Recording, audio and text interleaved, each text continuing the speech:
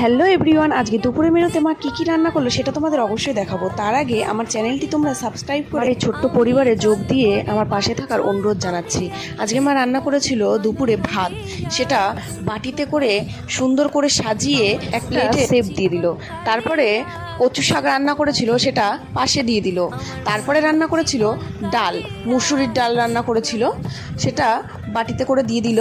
তারপরে রান্না করেছিল মাছের ঝাল, সেটা ছিল রুই মাছের ঝাল, আলু দিয়ে পাতলা করে একটা রুই মাছের ঝাল রান্না করেছিল। তারপরে করেছিল চিকেন, সেটা আবার বাটিতে করে সাজিয়ে সুন্দর করে পাশে রেখে দিল। সত্যি কথা বলতে এই সব দেখে না আর লোভ সামলাতে পারছি না। ভিডিওটা এডিট করছি ঠিকই, বাট জিভে ঠিক জল চলেই আসছে। তারপরে দিয়েছিল প্লেটে করে পাঁপড়, মাছ ভাজা, তার সাথে ছিল কেটে রাখা শসা, আর ছিল কোল্ড ড্রিঙ্কস, সাথে ছিল আমের চাটনি, যেটা আমার দারুণ রান্না করে। সব রান্নাই খুব সুন্দরই করে, কিন্তু আমের চাটনিটা খেতে